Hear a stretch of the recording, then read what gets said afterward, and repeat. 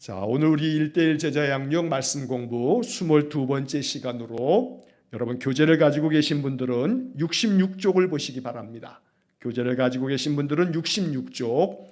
이제 오늘서부터는 하나님의 속성에 대하여, 교재에서는 하나님의 속성이라고 제목이 되어 있습니다만 여러분 66쪽 맨 위에 그 제목에다가 하나님의 속성 이렇게 되어 있는데 그 바로 속성 옆에다가 가로를 쳐놓으시고 성품 이렇게 좀 써놓으시기를 바랍니다.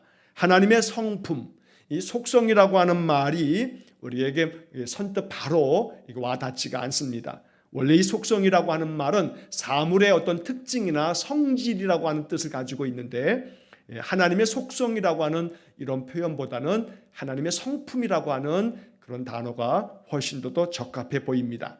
그래서 66쪽 맨 위에 제목에다가 하나님의 속성 가로 쳐놓고 하나님 성품이라고 이렇게 좀 써놓으시면 좋겠습니다. 자, 오늘서부터 이제 여러 주에 걸쳐서 하나님의 속성, 하나님의 성품에 대한 공부를 하게 됩니다. 여러분, 우리가 신앙생활을 하면서 하나님이 누구냐라고 이렇게 누가 묻는다면 내가 하나님에 대하여 뭐라고 설명할까? 사실 우리가 오랜 동안의 신앙생활을 했지만 하나님은 어떤 분인가? 라고 하는 부분에서 우리가 이것을 정리할 수 있는 그런 기회가 없었기 때문에 만약 누군가가 나에게 질문하기를 당신이 믿고 있는 하나님이 누구요? 라고 이렇게 물을 때 딱히 대답할 수 있는 말이 몇 가지 되지 않습니다. 그래서 우리가 오늘 이제 하나님의 성품에 대한 공부를 시작하면서 여러 주에 걸쳐서 이 하나님의 성품을 공부할 때 이것을 통해서 누군가가 어떤 누구라도 하나님이 누구냐고 물어보면 하나님은 이러이러한 분이시다 라고 성품을 이야기하면서 하나님에 대하여 우리가 알고 있는 바를 이야기할 수 있을 만큼 이제 이 공부가 아주 중요한 그러한 내용이 됩니다. 왜냐하면 내가 믿고 있는 하나님, 내가 섬기고 있는 여호와 하나님이 어떤 분인지를 우리가 분명하게 바로 알아야만 우리의 신앙 또한 견고해지고 단단해지기 때문에 그렇습니다. 하나님을 알지 못하면 내가 믿고 있는 나의 믿음에 대해서도 어떠한 경우에 따라서는 흔들리게 되고 믿음이 실족하게 될 수 있기 때문입니다. 그래서 어떠한 신앙의 기초에 있어서도 정말로 중요한 기초는 하나님에 대하여 우리가 아는 것, 하나님이 어떤 분인지 이것을 잘 분명하게 성경을 통해서 알아가는 것, 이게 대단히 중요한 것이 되는 것입니다. 자, 그래서 이제 본문의 말씀을 우리가 이제 교재 내용을 따라서 제가 쭉 읽어가면서 여기에 나오는 말씀들의 뜻이 무엇인지, 그리고 이것과 관계되어져 있는 성경 구절들이 어떤 의미가 있는 것인지를 말씀을 드리도록 하겠습니다. 자, 66쪽에 여러분 교재를 보시게 되면 이렇게 교재 내용이 시작이 됩니다.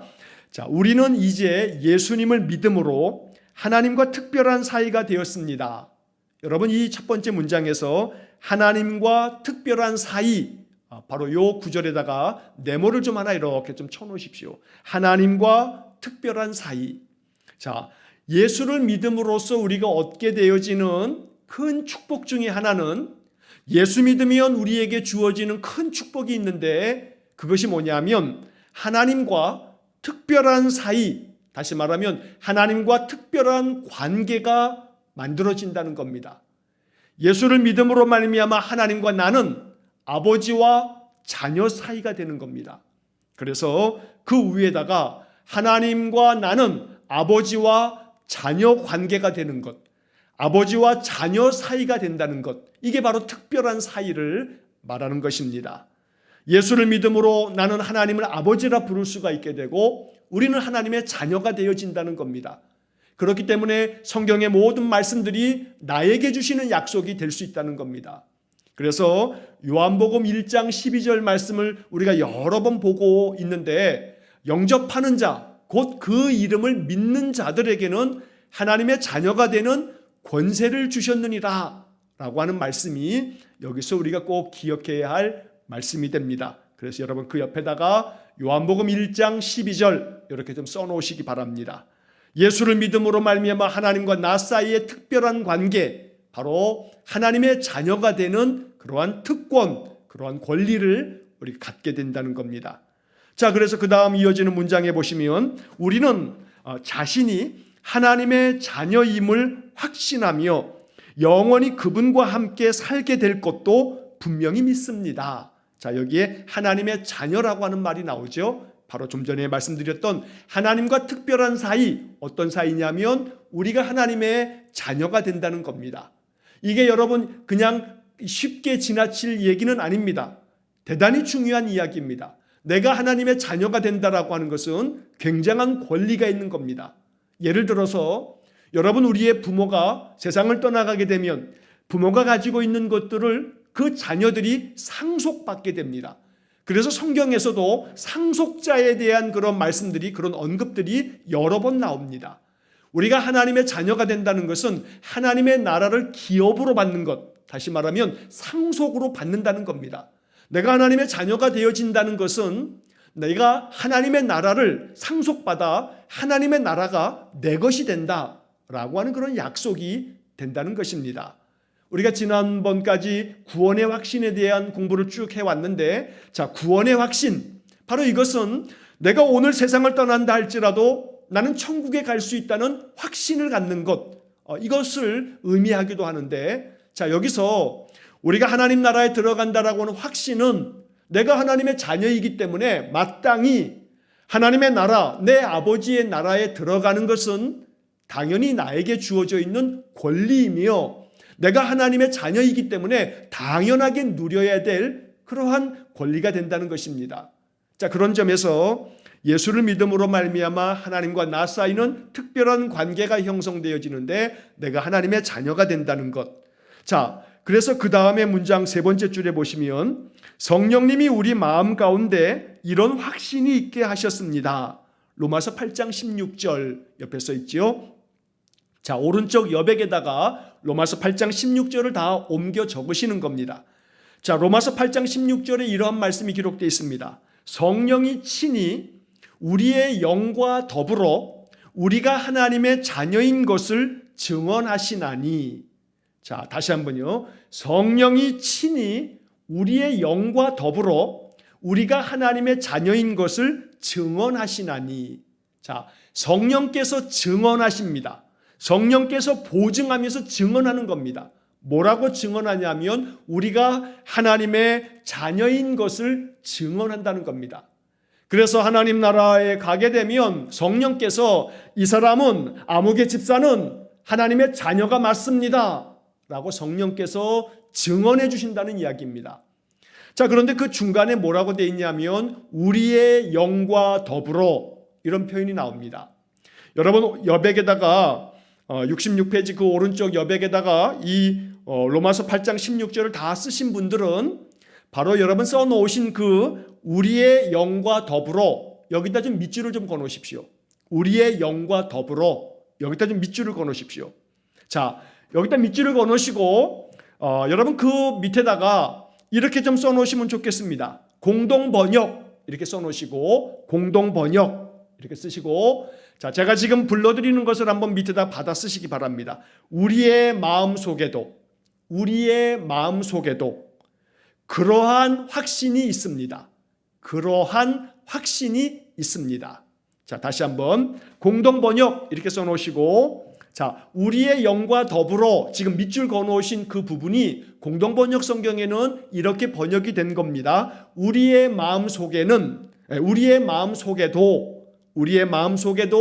그러한 확신이 있습니다. 자, 이 말이 뭐냐 하면 성령께서 우리가 하나님의 자녀인 것은 증언해 줍니다. 자, 그와 더불어서 우리의 영과 더불어, 이 말은 우리의 마음 속에도 그러한 확신이 있습니다. 공동번역 성경은 바로 이렇게 번역하고 있는 것입니다. 자, 그래서 우리가 지금까지 배워왔던, 지난주까지 공부했었던 구원의 확신 부분에서처럼 우리의 마음속에 사도 바울이 지금 이 로마서 8장 16절을 통해서 알려주는 게 뭐냐면 우리 마음속에도 확신이 있다는 겁니다. 어떤 확신이냐면 내가 하나님의 자녀라는 확신. 여러분, 이 확신이 우리 신앙에 있어서 정말로 중요하고 꼭 필요한 겁니다. 내가 하나님의 자녀라고 하는 확신이 있으셔야 됩니다. 바로 성령께서 우리의 마음속에 그런 확신을 주시는데 우리가 이렇게 말씀 공부를 통해서 말씀이 이렇게 되어져 있으니 이 말씀을 내가 받아들여야겠구나 하고 이 말씀을 내 것으로 받아들이면 마음속에 내가 하나님의 자녀됨을 확신할 수 있게 된다고 바울이 이야기하는 것입니다. 자, 그 다음 문장을 보시면, 자, 이런 주관적인 확신으로 신앙생활을 시작하는 우리에게 필요한 것은 우리가 믿는 분에 대한 객관적인 지식입니다. 자, 주관적인 확신만 가지고 있어서는 안 되죠. 나는 하나님의 자녀야 라고 이렇게 주관적으로 내 마음속에 이렇게 확신하는 것은 아주 귀한 것인데, 이것만이 아니고 우리에게 필요한 것이 있는데, 그게 뭐냐면 객관적인 지식이 필요하다라는 겁니다. 여러분, 여기 5번째 줄에 나오는 지금 읽어드린 객관적인 지식, 여기다 좀 네모를 좀 쳐놓으십시오. 객관적인 지식. 자, 우리가 믿는 하나님에 대한 객관적인 지식이 우리에게 있어야 되는 겁니다. 그래서 예수를 믿을 때 단순히 감정으로 그냥 믿습니다, 맹목적으로 믿는 거, 이거 바람직한 믿음이 아닙니다. 객관적인 지식을 우리가 잘 배워서 이 성경의 말씀이 진리의 말씀인 까닭이 무엇인지 우리가 매우 논리적으로 하나씩 배워가면서 이 성경이 담고 있는 정말로 하나님께서 우리에게 알려주시는 이 객관적인 사실을, 이 진리를 우리가 배워가야 되는 것입니다. 여러분, 기독교 신앙이라고 하는 것은 정말로 우리 모든 인류가 만들어내고 있는 모든 그 어떤 학문보다도 대단히 학문적인 그런 영역이 기독교 신앙 안에 담겨져 있습니다. 그래서 이 기독교 신학이라고 하는 것, 우리의 신앙에 대한, 성경에 대한 학문적인 연구가 신학인데, 여러분, 신학이라고 하는 것은 대단히 과학적이고 논리적이고 그리고 매우 객관적인 사실들을 우리에게 가르쳐주고 있습니다. 그래서 우리 성도들도 이 우리가 알아야 할 우리의 신앙을 더욱더 돈독하게 만들기 위해서, 우리의 인생의 삶을 믿음의 힘을 가지고 살아가기 위해서 성경의 말씀을 통해서 하나님에 대한 지식, 곧 신학을 배워야 할 필요가 있다는 겁니다. 여러분들이 전문적으로 신학교에 가서 언어도 배우고 또 신학 사상도 배우고 그럴 필요까지는 없습니다만, 성경에 담겨져 있는 학문적인 객관적인 그런 지식을 우리가 배워가는 것이 꼭 필요하다는 겁니다. 그래야 우리의 믿음이 아주 견고해지고 우리의 믿음에 흔들림이 없습니다. 여러분, 이 1대 제자 양육 성경 공부를 쭉 해 가시면서 여러분들이 듣게 되어지는 이 모든 말씀들이 신학적인 바탕 위에 제가 여러분들에게 하나씩 설명을 드리는 겁니다. 그래서 우리의 신앙은 객관적인 지식을 바탕으로 해서 우리의 믿음이 세워져 갈 때 우리의 믿음이 바른 믿음이 되고 굳건한 믿음이 될 수 있다라고 하는 것을 여러분 기억하셔서 이런 말씀들을 우리가 더 깊이 또 배워가야겠습니다. 자, 그 다음에 나오는 문장에서는 이제는 철학적인 관념이 아니라 우리 가운데서 우리를 주장하실 그분을 더욱 잘 알아야 합니다. 그렇게 될 때 우리의 신앙은 더욱 확고해질 것입니다. 자, 우리의 믿음이 바른 지식 위에, 객관적인 지식 위에 만들어져 갈 때 우리의 믿음이 확고해진다고 이야기하고 있는 것입니다. 자, 그 다음에 문장을 보시게 되면 다음 문단에서 그리스도인으로서 당신은 이미 하나님을 알고 있습니다. 우리가 하나님 알고 있습니다. 자, 그러나 당신의 생활에서 항상 하나님이 중심에 계시게 하기 위해서는 그분의 속성, 즉 성품을 좀 더 잘 알아야 합니다. 자, 이 말이 우리가 생활 속에서 하나님을 나의 삶의 중심에 계시도록 하려면 하나님의 성품을 잘 알아야 한다는 이야기입니다. 그래서 하나님을 믿고 있지만 하나님이 나의 삶의 영역 속에 들어와 계시지 아니하고 하나님은 저 멀리 계시고 나는 그냥 여기서 내 삶을 살다가 그냥 주일날 되면 교회 가서 마치 그냥 일주일마다 한 번씩 하나님 잠깐 만나고 돌아가는 그런 모습이 아니고 하나님께서 언제나 내 삶의 중심에 계셔서 늘 나의 삶 속에서 늘 하나님께서 나와 동행하시며 살아갈 수 있도록 하려면 하나님의 성품에 대해서 더 잘 알아야 한다는 겁니다. 그래서 여러분 이제 앞으로 몇 주 동안에 이 하나님의 성품을 공부하다 보면 하나님에 대한 묵상이 더욱더 깊어집니다. 그리고 하루를 사는 동안에 하나님과 함께하는 삶, 하나님과 동행하는 삶, 바로 이것을 어떻게 할 수 있는 것인지 우리가 잘 배울 수가 있는 것입니다. 자, 그 다음에 이어지는 말씀에 그래야 하나님의 백성으로서 하나님이 원하시는 삶을 살 수 있기 때문입니다. 성경은 하나님의 성품에 관해서 자세히 가르쳐 줍니다. 여러분, 이 문장에다 밑줄 하나 거놓으시죠. 성경은 하나님의 성품에 관해서 자세히 가르쳐 줍니다. 자, 성경을 통해서 하나님의 성품을 배우는 겁니다. 성경 속에서 하나님의 그 성품과 하나님이 지금도 행하시는 일과 하나님의 그 뜻을 배워가는 것, 이것이 우리가 말씀 공부를 통해서 또한 우리가 말씀의 묵상을 통해서 이루어야 할 아주 중요한 목표가 되는 것입니다. 자, 그 다음 밑에 있는 이제 마지막 문단을 보시게 되면 하나님과 그분의 성품에 대해서 모르기 때문에 불신하고 의심하며 사는 사람이 많습니다. 하나님에 대해서 아는 것은 매우 중요한 일입니다. 하나님에 대해 모르면 주위에서 일어나는 일을 이해하기 어렵고 방향 감각 없이 인생을 살기 때문에 그릇된 행동을 하기 쉽습니다. 여러분, 지금 읽은 이 문장이 참 의미심장합니다. 하나님에 대해서 모르면 내 삶의 주변에서 일어나고 있는 여러 가지 많은 일들에 대해서 이해하기가 어렵다. 반대로 하나님에 대해서 우리가 잘 알면 내 삶 속에서 펼쳐지고 있는 많은 일들, 내가 지금 겪고 있는 여러 가지 많은 사건들, 하나님을 잘 알게 되면, 하나님의 성품을 알게 되면 그런 내 삶에 이루어지는 모든 일들을 바라볼 때 하나님께서 하나님의 그 성품을 통해서 이 모든 일들을 믿음의 눈으로 바라볼 줄 아는, 영적인 안목으로 바라볼 수 있는 그러한 은혜를 주신다는 것입니다. 자, 그렇기 때문에 하나님의 성품을 잘 알면 방향 감각을 가지고 영적인 분별력을 가지고 내가 지금 이 순간, 내가 지금 이 사건 앞에서 어떤 마음 자세를 가져야 할지, 어떻게 내가 행동해야 할지, 이것을 알 수 있는 방법, 바로 하나님의 성품을 잘 알면 알수록 바로 이러한 것들이 가능해진다라는 이야기를 하고 있는 것입니다. 자, 우리가 할 수 있는 가장 위대한 생각은 하나님에 관한 생각입니다. 그리고 이런 생각들은 하나님의 진리와 일치해야 합니다. 그럴 때 우리는 참 예배를 드릴 수 있고 진정한 그리스도인의 삶을 살 수 있습니다. 자, 그 다음에 이제 마지막 줄에서 호세아 6장 3절 그리고 호세아 6장 6절. 자, 여기서 호세아가 강조하는 것은 무엇입니까? 하는 질문이 나옵니다. 여러분, 오른쪽 여백에다가 이렇게 왼쪽에 성경 구절이 나오면 그 성경 구절을, 성경책을 미리 다 찾으셔가지고 옆에다가 작은 글씨로 옮겨 써 놓으시는 겁니다. 그래서 이 1:1 제자 양육 교재에 아주 우리가 알아야 할 중요한 말씀들이 다 담겨 있습니다.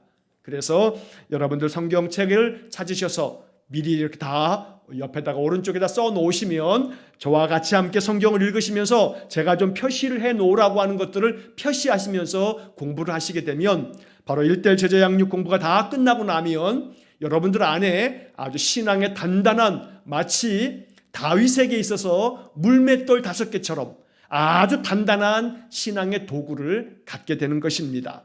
자, 옆에다가 써놓으신 호세아 6장 3절과 6절의 말씀을 한번 보시기 바랍니다. 자, 호세아 6장 3절을 보면 그러므로 우리가 여호와를 알자, 힘써 여호와를 알자. 자, 여기다가 좀 네모를 좀 쳐놓으십시오. 힘써 여호와를 알자. 여호와를 알아가라고 이야기합니다. 알아야 된다고 말하는 겁니다. 열심히 힘써서 여호와를 알자고, 알아야 한다고 호세아 선지자가 말하고 있는 겁니다. 그의 나타나심은 새벽빛같이 어김없나니 비와 같이 땅을 적시는 늦은 비와 같이 우리에게 임하시리라. 하나님께서 은혜 주시려고 어김없이 비를 내리시는데 가장 적합하게 땅을 적셔주시는 늦은 비와 이른 비를 적합한 때에 우리에게 내려주신다. 그렇기 때문에 이러한 하나님의 은혜를 얻으려면 적합한 때에 하나님의 은혜가 주어지도록 하나님을 힘써 알아야 한다라고 말하는 겁니다. 여러분, 마음이 답답할 때 하나님의 성품을 알기 위해 성경의 말씀을 펴서 우리의 마음을 시원하게 하며 상쾌하게 해주시는 하나님의 말씀을 읽으면 하나님께서 우리의 마음에 이 답답한 마음과 괴로운 마음을 다 마치 단비를 내려주시는 것처럼 해결해 주시는 겁니다. 여러분, 어제 오늘 이렇게 비가 내리는데 이 비가 얼마나 단비입니까? 지금 가뭄으로 말미암아 이 땅이 참 농사짓기도 어려운 그런 가뭄의 때를 지금 보내고 있다는데, 봄에 적당하게 내리는 비는 정말로 단비가 됩니다. 자, 이와 마찬가지로 우리가 인생을 살아가는 동안에 내 마음이 괴로울 때, 내 마음이 많이 마음속에 원통함이 있을 때, 내 마음이 정말로 고통스러울 때 성경의 말씀 속에서 하나님의 성품을 만나게 되어진다면, 하나님의 그 뜻과 약속을 우리가 받아들이게 된다면 이런 모든 문제들이 마치 가뭄을 해가라는 단비처럼 하나님의 성품이 가득 담겨져 있는 말씀을 통해서 하나님을 알아가면, 힘써 여호와를 알면 이런 문제들이 해결되어진다는 것입니다. 자, 그래서 그 다음에 6절 말씀을 보시게 되면 나는 인애를 원하고 제사를 원하지 아니하며 번제보다 하나님을 아는 것을 원하노라. 여러분, 여기 마지막 문장에다 좀 밑줄을 좀 그어놓으십시오. 번제보다 하나님을 아는 것을 원하노라. 번제는 예배지요. 예배보다 더 중요한 것은 하나님을 아는 것이다, 이렇게 이야기합니다. 물론 그렇다고 해서 예배가 중요하지 않다는 게 아닙니다. 하나님이 예배를 원하시지 않는다는 게 아닙니다. 더 중요한 것은 예배를 드리고는 있지만 예배를 드리면서도 마음은 온통 딴 데가 있고 온통 마음속에는 세상의 일만 생각하면서 예배하는 형식적인 예배는 하나님 앞에 소용없다는 겁니다. 예배 안에서 하나님을 찾고, 예배 안에서 하나님의 성품을 묵상하고, 하나님을 간절히 바라고, 하나님을 향하여 마음을 열고, 그러한 진실함으로 드리는 예배를 하나님 원하시는 것이지요. 자, 그래서 여기서 중요한 것은 하나님을 아는 것이 중요하다, 바로 이렇게 말씀하고 있는 것입니다. 여러분, 여백에다가 성경 구절을 이렇게 좀 써놓으시기 바랍니다. 요한복음 17장 3절, 요한복음 17장 3절, 여러분 그 위에나 아래 여백에다가 써놓으시기 바랍니다. 요한복음 17장 3절. 자, 이것도 제가 설교 시간이나 또 말씀 공부하면서 여러 번 반복하고 있는 그런 말씀입니다. 자, 요한복음 17장 3절. 영생은 곧 유일하신 참 하나님과 그가 보내신 자 예수 그리스도를 아는 것이니이다. 아는 것이니이다. 자, 예수님께서 최후의 만찬 자리에서 마지막 설교를 다 하시고 난 다음에 제자들 앞에서 이제 기도하시는 장면이 요한복음 17장입니다. 자, 그런데 이 요한복음 17장에서 예수님께서는 기도하시면서 영생은 유일하신 하나님을 아는 것이고 그가 보내신 예수 그리스도를 아는 것이다 라고 말씀하는 겁니다. 아는 것이다. 하나님을 아는 것, 호세아 선지자가 강조한 것처럼 하나님이 원하시는 것은 우리가 힘써 여호와를 아는 것인데, 예수님께서도 친히 요한복음 17장 3절을 통해서 영생이 곧 하나님을 아는 거다라고 말씀하고 있다는 것입니다. 여러분, 이렇게 발전적으로 생각할 수 있습니다. 하나님을 아는 것이 영생이다. 다시 말하면 아는 것이라는 게 뭐냐면 결국은 하나님을 경험하는 것이 아는 것이 되는 거죠. 그래서 여러분, 내가 누군가를 안다 그러면 그냥 그 사람 이름을 아는 게 아는 거 아니죠. 내가 그 사람 안다 했을 때는 나 그 사람 잘 알아 라고 하는 것은 그 사람을 내가 오랫동안에 만나보았기 때문에, 그 사람을 경험해 보았기 때문에 그 사람에 대해서 안다 라고 말하는 것이죠. 여러분, 정말로 안다라고 하는 것은 그 사람의 이력을 아는 게 아닙니다. 이력서, 어느 학교 나왔고 어디에서 다녔고 어떤 일을 했고, 이력서를 아는 것도 필요할지 모르지만 정말로 중요한 것은 그 사람을 안다라고 하는 것은 그 사람의 성품을 아는 거죠. 그래서 더러는 그 사람을 잘 알고 있는데 그 사람이 고향이 어딘지, 그 사람이 어느 학교를 나왔는지, 그 사람이 어떤 직장을 다녔는지 이런 것은 하나 몰라도 그 사람을 생활 속에서 겪어서 경험을 통해서 그 사람의 성품을 안다면 그 사람 잘 아는 거죠. 그러니까 이력서보다 중요한 것은 그 사람의 성품을 아는 겁니다.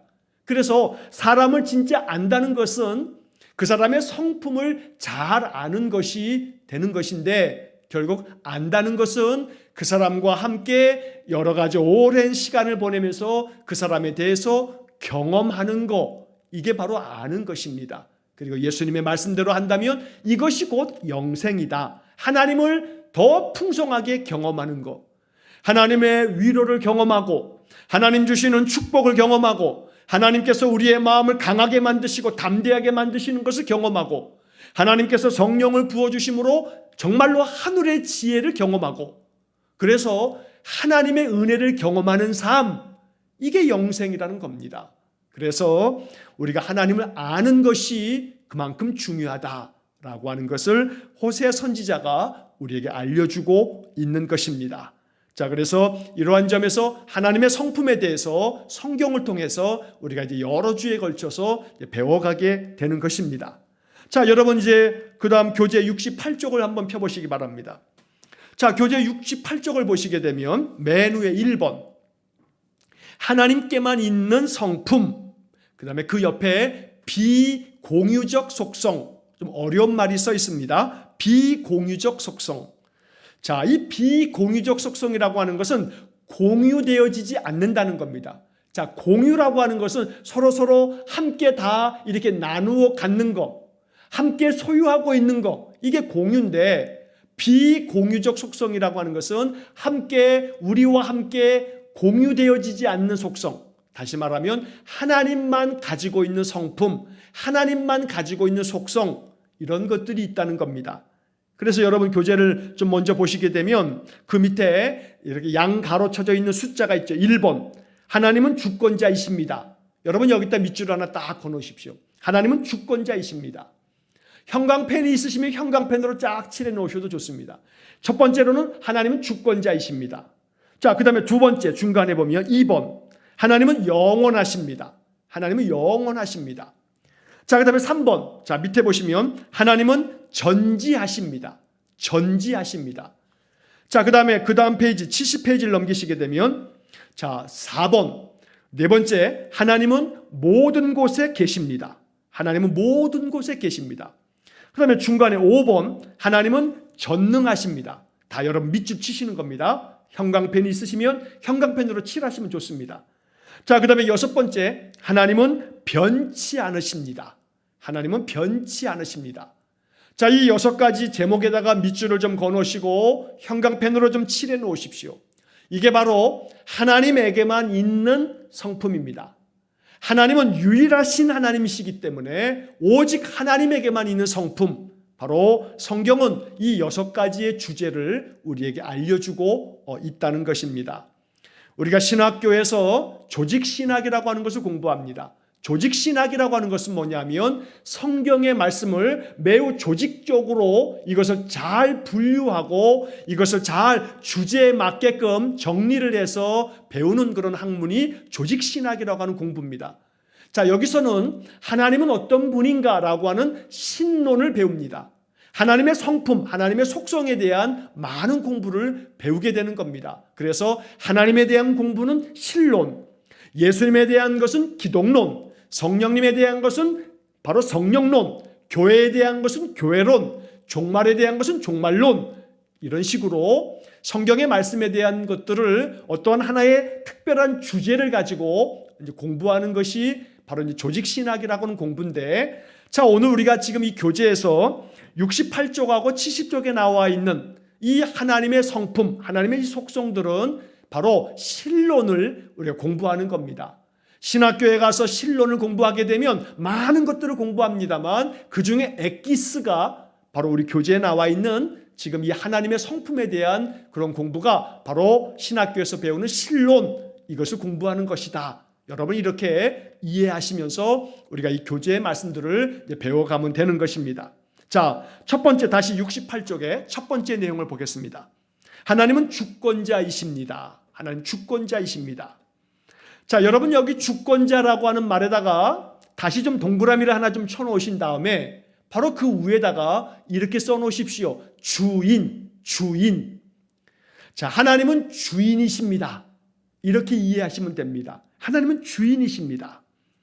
자, 옆에 있는 해설해 보게 되면 이 말은 지배자, 최고의 통치자라는 뜻입니다. 하나님은 이 우주의 최고 통치자이십니다. 한마디로 말하면 하나님은 우주 만물의 주인이십니다. 바로 이렇게 이해해야 하는 겁니다. 자, 그래서 로마서 11장 36절은 하나님의 주권을 어떻게 묘사하고 있습니까? 자, 이러한 질문이 있습니다. 자, 오른쪽 여백에다가 로마서 11장 36절을 적어서 쭉 써놓으시는 겁니다. 자, 로마서 11장 36절. 이는 만물이 주에게서 나오고 주로 말미암고 주에게로 돌아감이라. 그에게 영광이 세세 있을지어다. 아멘. 자, 이게 로마서 11장 36절의 말씀인데, 자, 사도 바울이 이 말씀을 통해서 우리에게 알려주는 중요한 지식이 하나 있습니다. 자, 그게 뭐냐면 모든 세상 만물이 주님에게서 나왔다. 또 주님께로 말미암고 또 주에게로 돌아간다 라고 하는 것을 이야기합니다. 자, 첫 번째, 세상 모든 만물이 주에게서 나왔다. 이 말은 하나님께서 창조하셨다라고 하는 말입니다. 하나님께서 이 세상 모든 만물을 지으셨다. 하나님이 만드셨다. 그러니까 만든 사람이 주인이죠. 만든 분이 주인입니다. 하나님이 주권자 되신다라고 하는 것은 하나님이 만드셨다. 하나님께로부터 모든 만물이 나왔다. 하나님이 창조주가 되신다. 다시 말해서 하나님이 주인이시다라는 이야기를 하고 있는 겁니다. 자, 그 다음에 주로 말미암고, 이게 지금 번역이 좀 어려운데요. 주로 말미암는다라고 하는 것은 주님께서 이 만드신 모든 것들을 보살피신다라고 하는 겁니다. 자, 이 로마서 11장 36절의 말씀은 쉬운 성경 번역으로 읽으면 훨씬 더 마음속에 와 닿게 됩니다. 제가 쉬운 성경의 번역을 읽어드리겠습니다. 자, 모든 것이 하나님께로부터 나왔고 하나님의 보살핌으로 보존되며, 자, 이것이 좀 전에 말씀드린 주로 말미암고, 이것을 쉬운 성경은 하나님의 보살핌으로 보존되며 이렇게 번역한 겁니다. 자, 그 다음에 하나님의 영광을 위해 존재하기 때문입니다. 하나님의 영광을 위해서 존재한다. 그래서 하나님께 영광이 영원토록 있기를 원합니다. 아멘. 쉬운 성경의 번역입니다. 자, 그런데 그래서 여기 지금 두 번째 항목에 주로 말미암고, 이것이 바로 하나님의 보살핌으로 보존되었다가 그 다음에 주에게로 돌아갑니다. 주님께 돌아간다는 것은 모든 세상 만물이 결국에 가서는 다 주님께로 돌아간다. 우리 모든 인생도 세상을 다 살다가 맨 마지막에는 돌아갑니다. 어디로 돌아가냐면 하나님께로 돌아가는 겁니다. 이게 모든 인생들에게 정해져 있는 창조주 하나님의 창조의 법칙입니다. 어느 누구도 거스를 수가 없습니다. 하나님에게서부터 창조되어 지음받았고 하나님께로 돌아가는 것이 우리 모든 인생들이 정해진, 인생들에게 정해진 하나님의 법칙, 하나님의 뜻이라는 겁니다. 자, 그런 점에서 여러분 교재 이제 68페이지의 그 밑에 내용을 보시게 되면 이 사실을 생각할 때 내 인생에 대한, 내가 사는 이 세상에 대한 내 자세는 어떻게 변합니까? 여러분, 이 질문이 중요한 질문입니다. 자, 하나님이 주권자 되신다라고 하는 것을 알았다면 여기서 아는 것으로 끝나는 것은 소용없습니다. 이건 다 알고 있기 때문입니다. 여러분, 하나님께서 세상 모든 만물의 주인 되신다. 이거 다 알고 있지 않습니까? 중요한 것은 하나님이 세상 모든 만물의 주인이 되시는데 오늘 나의 삶에 이게 무슨 관계가 있느냐 이겁니다. 하나님이 주인 되시기 때문에 나의 삶 속에, 내가 이 인생을 살아갈 때 나의 자세, 나의 인생의 태도, 내 마음 속에 어떠한 변화가 생기느냐라고 이야기하는 겁니다. 여러분, 하나님이 세상 모든 만물의 주인이 되실 때 여러분 마음속에 어떤 변화가 있습니까?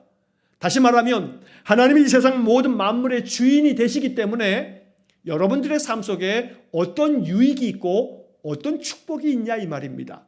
바로 이 질문이 그래서 중요한 것입니다. 하나님이 세상 모든 만물의 주인이다. 세상 모든 만물을 창조하셨다. 그래서 세상 모든 만물을 하나님이 지금도 보존하고 계신다. 자, 이 사실을 우리가 객관적으로 성경이 말하고 있기 때문에 이것을 우리가 배우면서 마음 깊이 알아야 된다는 겁니다. 어떻게 아냐하면 하나님이 모든 만물의 주인이 되시고 세상 모든 만물이 하나님에게로부터 나왔다. 그렇다면 나도 하나님에게서부터 나왔다. 내 삶의 모든 일도 하나님에게서 나왔다. 그리고 하나님께서 보살피심으로 보존하신다. 쉬운 성경의 번역을 제가 읽어드린 이유가 바로 여기에 있습니다. 주로 말미암고, 로마서 11장 36절, 주로 말미암고, 이 부분이 하나님의 보살핌으로 보존되며 여기에 복음이 있는 겁니다. 여러분, 이 복음 속에 마음 깊이 감동이 되고 이 말씀을 깨달아 알아야 합니다. 하나님의 보살핌으로 보존되어지는 것, 이게 주로 말미암고 라고 하는 말씀입니다. 하나님이 세상 모든 만물의 주인이시기 때문에 이 세상 만물을 하나님이 보존하고 계시는 겁니다. 이 세상 만물 안에 누가 포함되어져 있냐면 내가 포함되어 있고 내 인생의 모든 일들이 포함되어 있고 내 모든 자녀손들이 포함되어 있는 겁니다. 여러분, 이거 믿으셔야 합니다. 내 인생의 모든 것들이 하나님께 포함되어 있기 때문에, 하나님이 만드셨기 때문에 쉬운 성경의 로마서 11장 36절의 말씀처럼 하나님의 보살핌으로 보존된다. 이게 복음입니다. 여러분, 이것을 마음속에 아멘으로 받으셔야 합니다.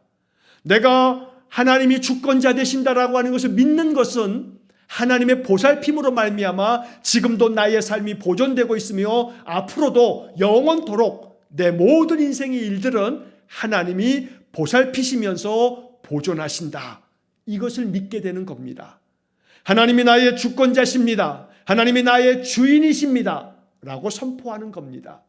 여러분, 그래서 제가 이제 오늘서부터 여러 주 동안에 이 하나님의 성품을 공부하면서 여러분들에게 요구하는 아주 중요한 하나가 있습니다. 이 말씀을 날마다 선포하십시오. 선포한다는 것은 말로 선언하는 겁니다. 말로 외치는 겁니다. 하나님은 나의 주권자이십니다. 라고 선포하는 겁니다. 여러분, 그래서 하나님은 나의 주권자입니다. 선포할 때마다 지금 제가 이렇게 말씀하는 이 모든 것들을 마음속에 생각하시면서 하나님은 나의 주인 되십니다. 하나님은 나의 주권자 되십니다. 그러므로 하나님의 보살핌으로 나의 모든 삶이 보존될 줄로 믿습니다. 라고 하는 믿음의 고백. 여러분, 이러한 믿음의 고백이 내 마음속에 충만해지면 마음이 담대해집니다. 불안함이 사라집니다. 두렵지 않습니다. 왜냐하면 세상 모든 만물의 주인 되신 하나님께서 지금도 나의 삶을 보살피시고 나의 모든 인생을 보존하신다. 이 믿음이 생기기 때문입니다. 그래서 우리가 할 일은 선포하는 겁니다. 하나님은 나의 주인 되십니다. 하나님은 나의 주권자이십니다. 날마다 선포하면서 살아갈 때 내 마음속에 어떤 변화가 생겨지냐면 이 세상에 대한 나의 자세는 마음이 담대해집니다. 용기가 생깁니다. 그래서 나의 주인 되신 하나님께서 내 모든 삶을 보살피시며 내 모든 삶을 보존하신다는 믿음이 생겨지기 때문에 우리의 마음속에 세상에 대한 그 어떤 두려움도 사라진 채 하나님이 나의 주인 되신다. 내 인생의 모든 삶을 하나님께서 보존하신다. 지켜주시고 인도해 주신다. 라고 하는 믿음의 마음이 생겨지는 것입니다.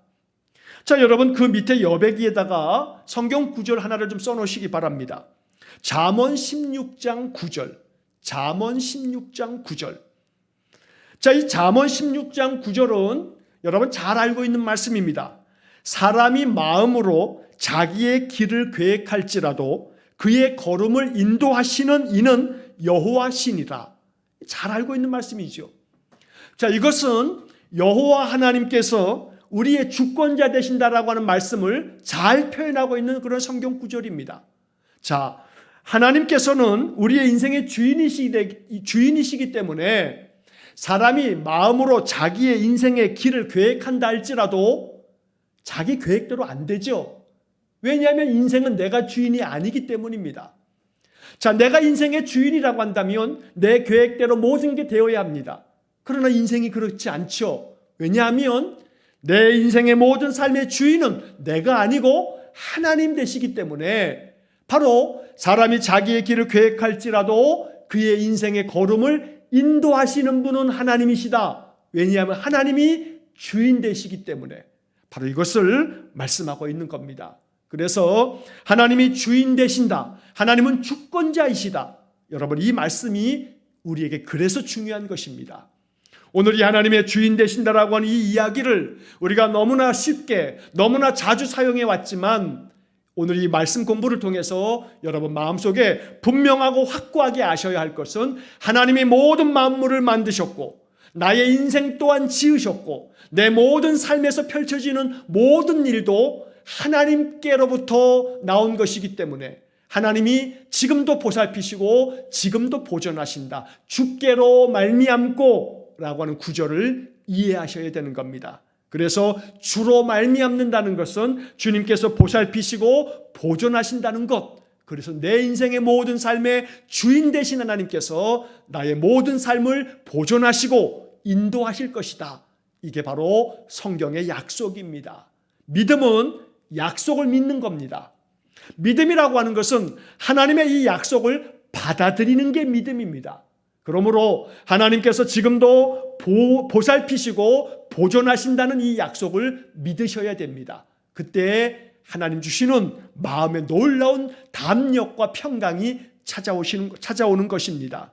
그래서 이제 오늘 여기까지 말씀을 이제 나누고 그 다음에는 다음 주서부터 또 이제 우리 진행할 텐데, 자, 여러분 다시 한번 마지막으로 말씀드리는 것은 결국은 내 인생에 대해서 그리고 내가 사는 이 세상에 대해서 우리의 마음의 자세는 하나님은 나의 주인 되십니다. 하나님은 나의 주권자이십니다. 여러분 이것을 선포하면서 인생의 삶을 살아갈 수 있기를 축복합니다. 그래서 늘 수시로 늘 하루를 사는 동안에도 순간순간 성령께서 여러분들의 마음속에 생각나게 하셔서 우리의 입술로 하나님은 나의 주인 되십니다. 하나님은 나의 주권자이십니다. 여러분 이렇게 여러분들의 마음속에 선포하는 그런 삶을 살아가신다면 여러분들의 마음속에 정말로 하나님 주시는 담력이 충만해질 것입니다.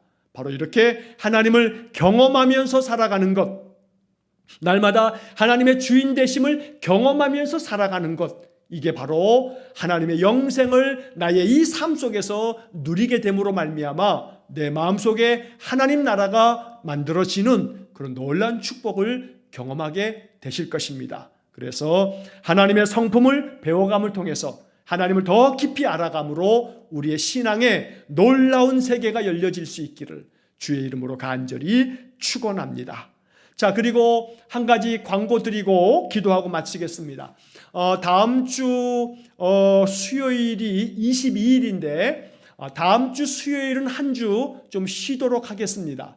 왜냐하면 제가 한국어 교육학 이 전공으로 사이버 대학 공부를 하는데 이번에가 학기가 마지막 학기인데 공교롭게도 다음 주 수요일 저녁에 이 수요 예배 시간에 학기말고사 시험이 딱 걸쳐 있어서 학기말 시험은 그 딱 정해진 시간에 봐야 되기 때문에 부득이 양해의 말씀을 드립니다. 다음 주 수요일 한 주만 여러분 쉬고 그 다음 주에 그 다음 이어서 말씀 공부를 하겠습니다. 다음 주 수요일 마지막 시험이기 때문에 제가 그 시험만 끝나면 이제 졸업을 하게 됩니다.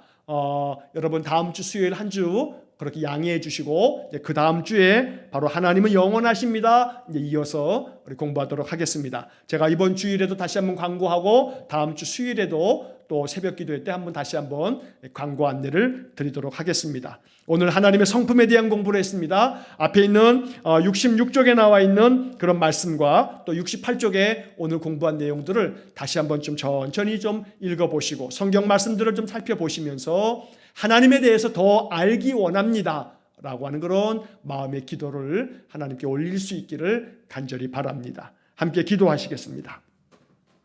사랑이 많으신 아버지 하나님, 여호와 하나님을 힘써 알아가는 것, 이것이 하나님께서 원하시는 바임을 오늘 호세아서를 통해서 우리가 깨닫게 됩니다.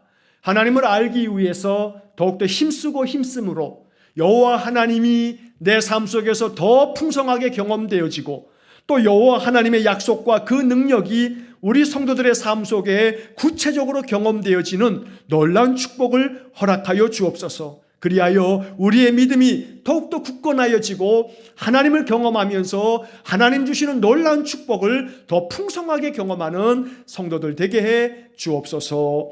예수님 이름으로 기도하옵나이다. 아멘. 우리 구주 예수 그리스도의 은혜와 하나님 아버지의 극진하신 사랑과 성령의 교통하심이 여호와 하나님을 힘써 알고 하나님을 더 깊이 배움으로 말미암아 하나님에 대한 풍성한 영적 경험을 통해서 우리의 인생의 삶에 놀라운 축복을 경험하기를 소원하는 머리 숙인 귀한 성도들 위해 영원토록 함께 하시길 축원하옵나이다. 아멘.